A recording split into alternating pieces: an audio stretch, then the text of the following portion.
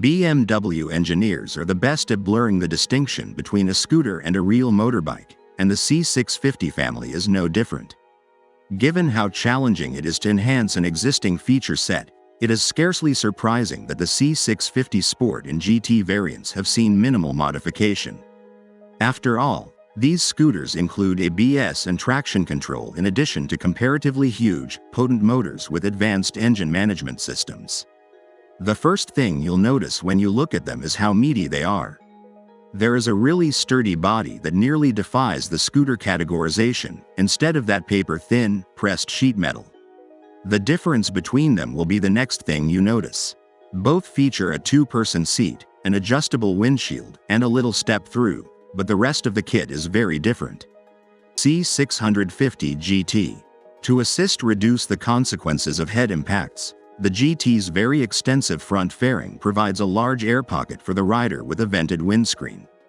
With a touch of elegance, the slightly awkward cheek fairings transition into the leg guards. The GT's seat has a short backrest that, although it doesn't really allow you to lean on it for support, will do the trick of keeping your bum firmly planted. It also has a pair of oh shit big grab bars flanking the P-pad for passenger comfort. Having a wide seat is one advantage of having such a large body.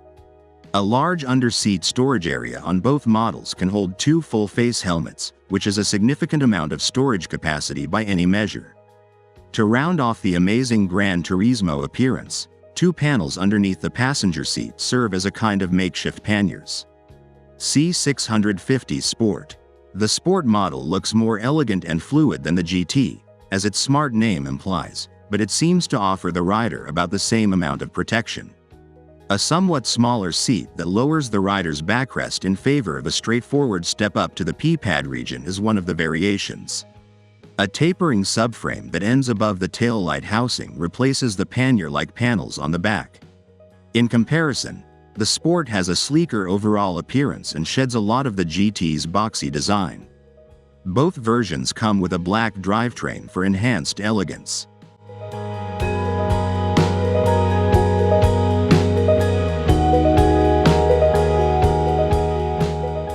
Cast aluminum components are used to finish the construction of the tubular steel frame, keeping everything lightweight and sturdy.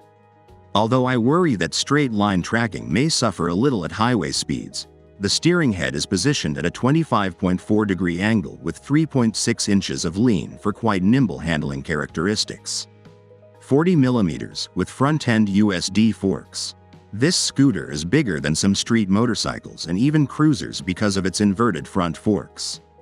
Next up, a liter engine? For a comfortable ride, the swing-mount drivetrain unit's front fork and rear shock each have 4.5 inches of travel. 15-inch hoops that run in a rather meaty configuration at 120/70ths up front and 160/60ths out rear are mounted on cast aluminum rims. When I applied the brakes, I laughed once again.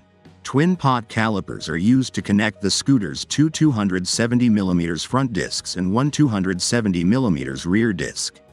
Fortunately, the factory's own ABS system was added to assist reduce the force of the brakes. These ride on a conventional swing-mount powertrain, which substitutes the engine and transmission for a swing arm and employs them as stressed elements, as their scooter categorization implies. The drivetrain strains the limits of what I can classify as a scooter, much like the rest of the construction. With diameter and stroke measurements of 79mm and 66mm, respectively, the liquid-cooled parallel twin engine has a total displacement of 647 cc. The engine satisfies strict Euro 4 emissions regulations with the use of a closed-loop catalytic converter, electronic fuel injection, and two overhead cams that timing the 4-valve head.